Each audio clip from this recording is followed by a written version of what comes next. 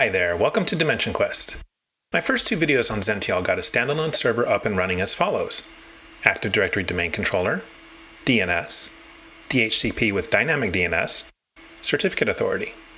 In this video, we will configure Windows 11 to trust the Zentyal Certificate Authority, join a Windows 11 Pro machine to the domain, install the Remote Server Administration Tools, RSAT, test some of the RSAT to see if and how they work, review user access to Zentyal shared directories. Let's get started. Now let's confirm that our Windows 11 Pro machine here is properly resolving our Zentyal server. Go ahead and open up HTTPS. DC is the host name that I gave the Zentyal server for domain controller.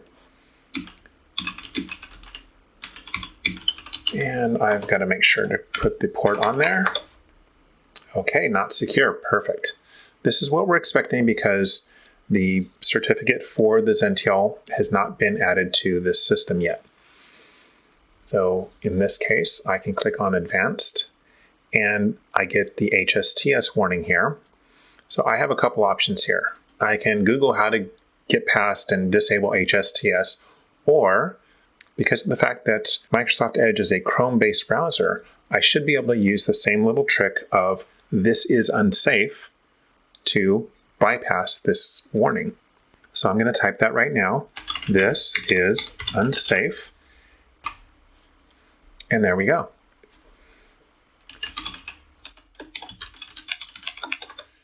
I'm going to get logged in here so that I can download the certificate and install it to the computer. I want to make sure that it gets installed to the computer so that when this joins the domain, any Active Directory domain users that log into this Windows machine will automatically trust the certificate authority that is provided by Zentyal. So we'll go back under Certificate Authority here to General, and we will find our Certificate Authority, which is the orange one here, and we'll grab that file. There we go. Now we want to extract the files so that we can get the necessary cert file that we need here. Now in our browser, we have two different options for getting things trusted. We can do it from the browser, or we could do it from Windows itself. Now if we wanted to install the certificate directly into the browser, we can click on the triple dots here, go into Settings, and we can search for cert, and we can see Manage Certificates here. And then we could go across here to Trusted Root Certification Authorities, and then click Import. Next, browse for the file. Let's go to our downloads, into that folder, and select the cert. And then we could click Next and determine where we want to place all the certificates. Now, I'm not going to do it this way because this is probably only for the logged in user account, and I want this to be a system-wide setting. So I'm going to cancel out of this for now. We'll close that. Now for Windows, if you want the entire computer to trust the certificate regardless of who's logged in, you need to do things slightly differently. So we'll click the Start button there, and we'll type cert mgr. And we can see here it says Manage Computer Certificates Control Panel. So let's open that up. We'll click Yes. And here we go. This is our certificate manager. And we'll just resize things here so it's a little easier to see. Now the place that we want to put the certificate is under Trusted Root Certification Authorities. So we can right click on here, click on All Tasks, and select Import. Now we can see by using this tool, it's going to store the certificate in the local machine, meaning it's going to be available to anybody that's logged in. So let's click Next. Now we'll browse for the file, go back to our downloads, get the CA certificate, open, Next, place all certificates in the following store, and we've already told it where we want it to go. Click Next, and we'll click Finish. Okay, and close that. Now we'll close the browser, reopen it, and confirm that our certificate is being trusted.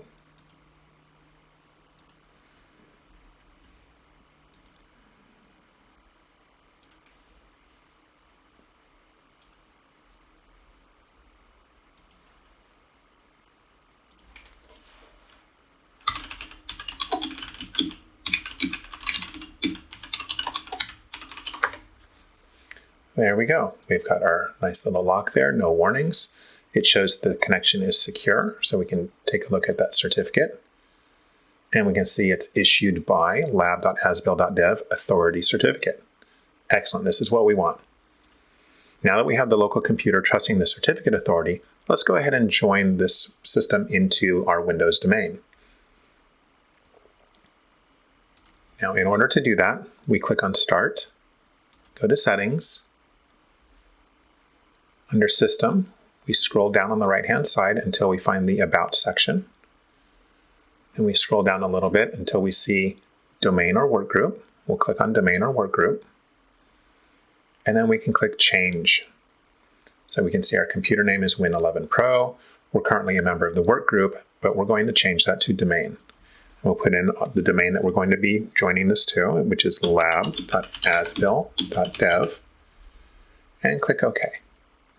Now we're being prompted for a user account with permissions to add a computer into the Active Directory.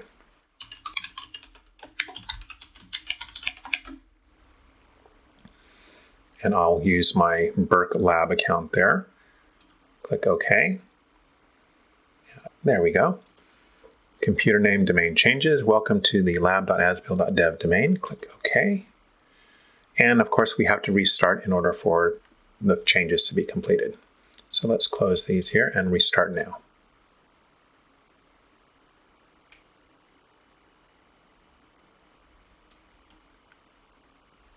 Okay, our system is back up. Now, earlier we were logged in as a local account called VMware, but we're going to change how we log in now. You can see the option here is sign into lab. So we need to use a domain account. Let's use Blab, my Burke Lab account. And we'll hit enter.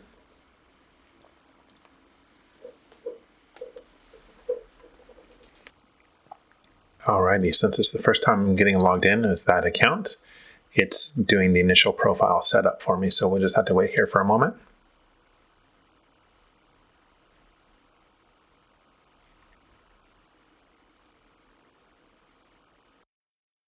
Okay, so let's take a look around here. We'll open up Windows Explorer. Now let's expand this PC, and hey, look at that. We have Blab mounted to the H drive. So this is the user's home directory. Now let's see if we click this PC, there we go. Okay, so this view here shows that our quota of 500 megabytes is in effect. If you remember back to the Zentyal user creation, there's an option to set the quota for a specific amount, and the default is 500 meg. So we can see here that that was certainly set. Excellent. Let's see what other shares are available on our server.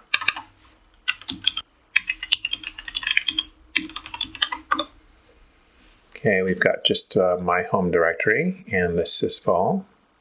So if we look under there, we've got lab.asbuild.dev. So this is the domain. And if we wanted to have some scripts, like a login script, we could put that in here. And policies, this would be the different group policies. Okay, one of the nice things about Zentyal is that if you install the RSAT, that is the remote server administration tools on a Windows system, you can actually manage some aspects of your Active Directory server that's being run on Zentyal. In particular, you can manage the users and groups, some group policies, and you can see the DNS stuff, but I haven't really had great luck with getting that fully functional to manage both forward and reverse lookup. So my preference is to stick with the not so great Zentyal DNS management. Let's go ahead and install the RSAT now.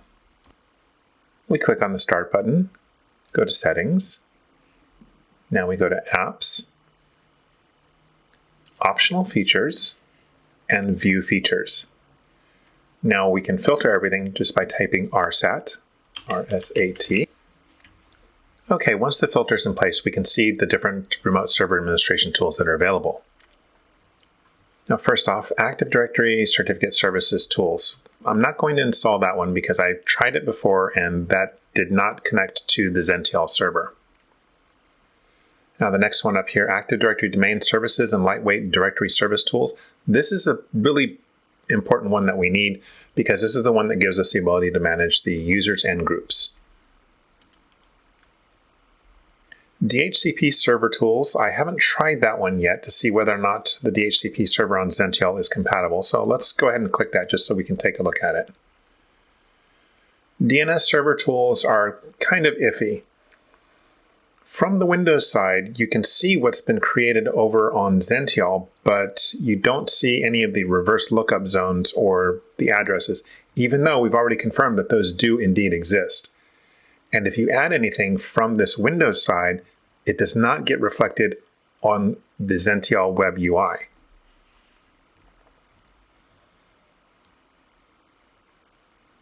Now, File Services Tools, I have not looked at that one yet, so I'm going to go ahead and install that.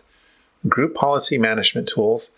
This is supposed to work according to the documentation. One of the very first things that I did try doing with it, though, was setting a group policy to trust a certificate authority certificate. Unfortunately, that particular feature within group policies does not work.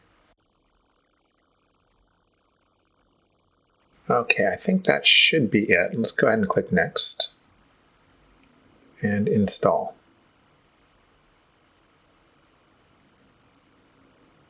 I'll just speed up the video here because this takes a while.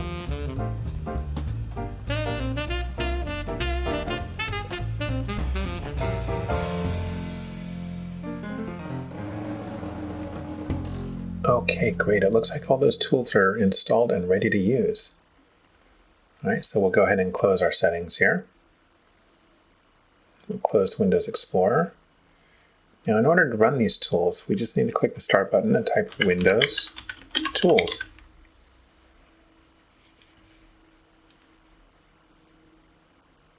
All right, first things first, let's take a look at our Active Directory users and computers. All right, there's our domain. Excellent. It sees what's going on here. Let's expand that out. Look at computers. Okay. That's the computer we're logged into, Win 11 Pro. That's the only one that's been joined into the domain. Now, users, we've got my Blab account there. We've got our dev user, our vCenter admin. Great. Okay, this is looking good. Now, we did create some groups earlier, but we're not seeing them here. And what I discovered is we need to change our view to see advanced features. Now, once we do advanced features, we can see that there's now a groups folder here. And there's where our VC admins, storage administrators, IT, and dev groups were created. Let's take a look at the properties on this. Let's see, object.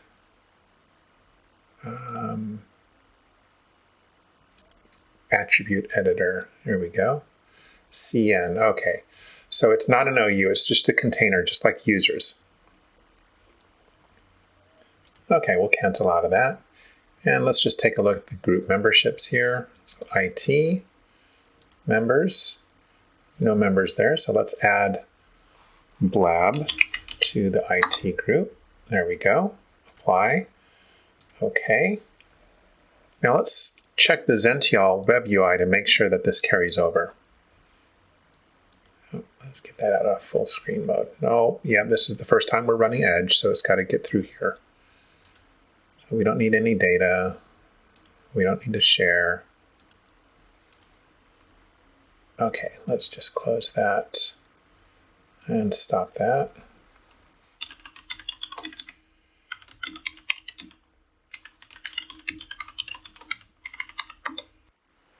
Okay, excellent.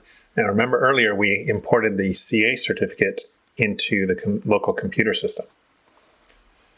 Then now we're logged in as a different user, but that certificate is still trusted since it's at the computer level and not the user level.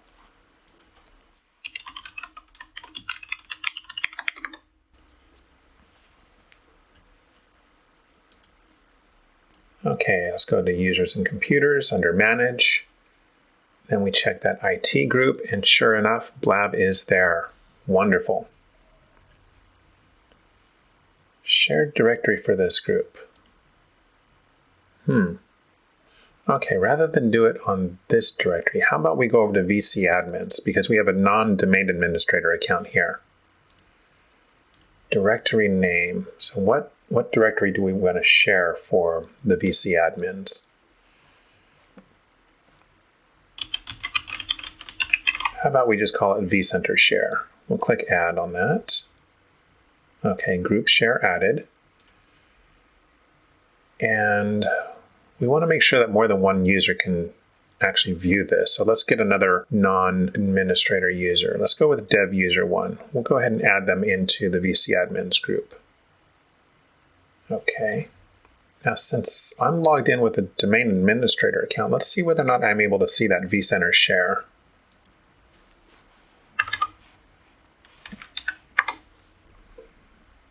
No, I'm not. Refresh, okay. Now let's try adding me into that VC admins group.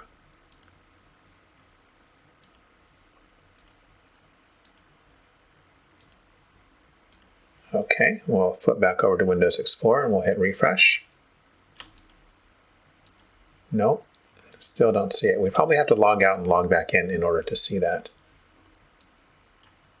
Well, before we get logged out, since we're still in here, let's take a look at file sharing. What other options do we have here? Okay, vCenter share is enabled. Oh, look at that. Save changes needs to be applied. Now, it's interesting that over in users and computers, when we did that, the save changes didn't get highlighted there. Let's go ahead and hit save changes right now. And then we'll flip back over to Windows Explorer. And now we'll refresh, and look at that. Now we see vCenter share. Now, is it because I'm a domain admin or because I added myself to the group? See, now I'm not sure since I hit save changes already. So let's go back to users and computers, manage VC admins, and we'll take myself out of there. And I'll go back to file sharing. Interesting, it's not having me save changes again. Why is that?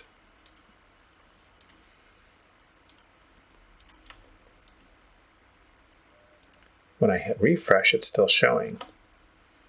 Okay. All right, so that particular vCenter share, that is shared for the group VC admins. So let's take a look at access control. What's that look like? Ah, okay, user group is VC admins, read and write access. Okay, let's go out of there. Now there's a checkbox here for guest access. Now we wouldn't want to do that for something that's specific for the VC admins, as far as allowing guests to get into that particular folder. Let's go ahead and create a general share, just called shared. And we'll create the folder public shared. Actually, yeah, let's go ahead and call it public shared. Public shared. And we will enable guest access on here. Click add. Okay, and we will save changes.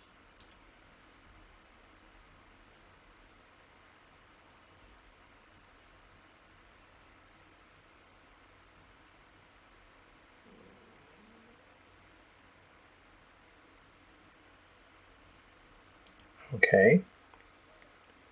All right, so we have a nice warning here. It says domain guest account should be enabled for guest access to shares. You can enable it in the users and groups manager. So let's go ahead and enable the guest user account. Under users, we have guest here. You can see that it's kind of grayed out there a little bit. So we'll click on edit.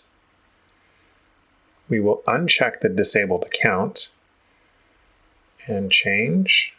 Oh, okay, first name is empty. Let's just call this domain guest. And we'll go ahead and set that as our display name as well. There we go. That's better. Okay, so let's go back over to our Windows Explorer and we'll refresh. And now we have the public shared folder as well. Okay, let's go back over here and take a look at our tools. DHCP. Now we did create a DHCP scope on the Zentyal server, but again, I'm not sure whether or not this is going to work, so let's find out.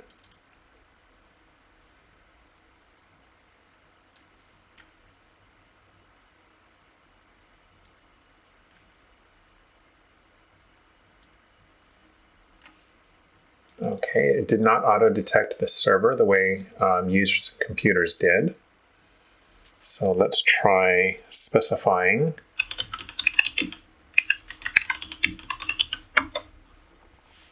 Okay, well, it let me add the server. Okay, but we can't actually access it. So, well, I guess managing DHCP through the Windows-based tooling is not supported for Zentyal. Okay, well, I didn't know before, and now I know. What else do we have here? File Resource Manager. I haven't tried that yet. Local, we don't want local, we want to connect to another server, so let's connect to our domain controller. Okay, so that also is not available. It looked like that was using RPC services, so it would seem that Zentyal does not have those.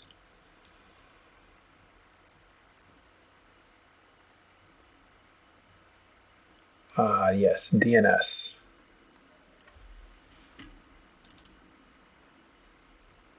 So we want to make sure that we specify our domain controller for that. And there's our domain. We can expand that out. And like I noted before, if we expand reverse lookup zones, it's not showing our zone here, which that's a little bit annoying because we do know for a fact that reverse lookup is working. We tested that earlier. Now, if we look at forward lookup zones, hey, look at that. We have lab. We've got the DNS entries that I've created already, including, oh, look at that. The Win11 Pro, that's the .100. So that's something that we didn't go back and check earlier, was whether or not the dynamic DNS was working. So this is showing us that that dynamic DNS is working based on our DHCP entry, because I did not manually add that entry. So that's good to know. So any of your DHCP clients should be getting a DNS entry here. Nice.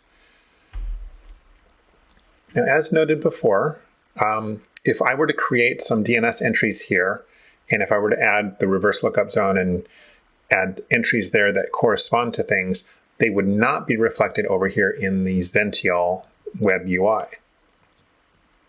Another thing that I have noticed in using the Windows-based DNS manager is if you were to create an entry here, there's a checkbox that you can typically check to create the reverse lookup, the pointer. Even if you check that, it does not successfully create a reverse pointer. It doesn't create that reverse lookup address. So all in all, save yourself the heartache. If you really want to look at all of your DNS entries in a nice interface to read only, then sure, use the DNS manager on a Windows system. But please save yourself the heartache. Don't try to make any edits here. Don't add any entries. Stick to using the web-based UI for your Zentyal server. Let's go back to take a look at our shared folders. So we have devuser1 and vcadmin that should be able to access this vCenter share. Let's go ahead and take a look at this and see whether or not that's working. So I'll go ahead and log out of this Windows 11 Pro machine.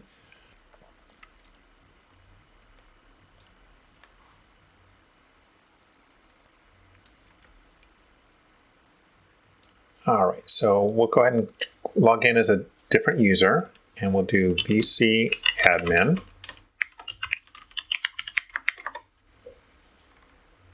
Okay, we'll get that one logged in there, and then we'll take a look at the shares that are available to it.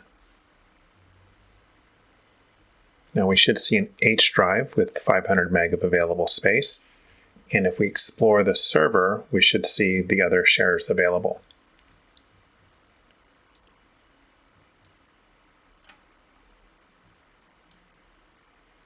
Okay, there's our VC admin folder. Good. Let's look at our network. Network discovery is turned off. Okay, that's fine. We'll turn that on.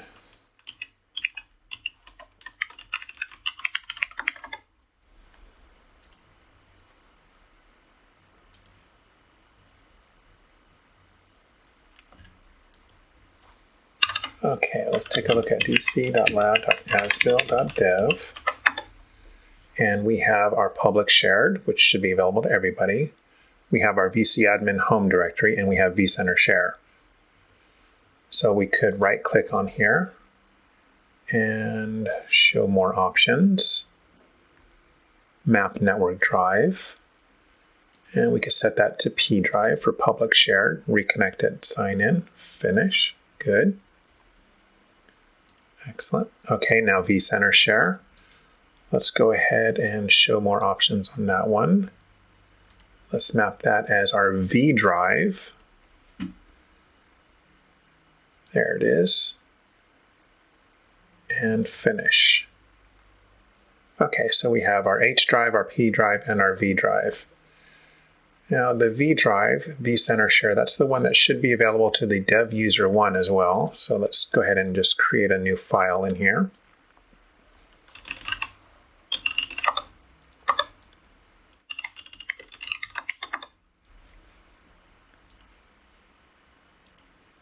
Okay, so we saved that. Let's just double check that we can edit it again. Let's change this to a capital H. There we go. File, save. Great. Okay, so that was our VC admin account. Now we can log out of that vCenter administrator account. And now we'll log in as our dev user 1. So as dev user 1, we should be able to see that shared folder.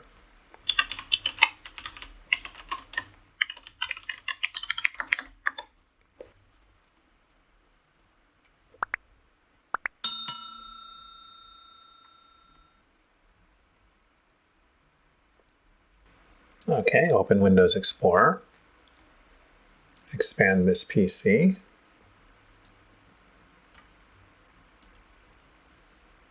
There's our H drive. And let's view the server. Okay, there's our vCenter share and our public shared. So we can see here we have our home directory, the public folder, and then the group folder here. Now show more options. Let's go ahead and map. Now we don't have to map a network drive. I'm just mapping it so that the next time I log in with the dev user account, this V drive will be mapped to the vCenter share. And look at that. I can see the test file that was left by the vCenter admin. I should be able to add to it.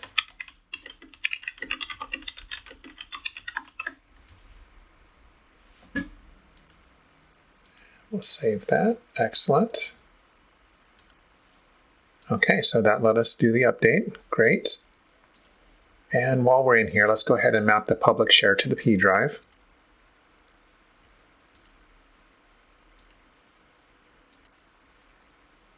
Finish. Okay, that wraps up this week's video. Since I'm in the process of rebuilding my home lab, my next video will focus on installing the latest version of VMware's Virtual Center and getting it configured to authenticate against the Active Directory provided by my free Zentyal server. Thanks for watching.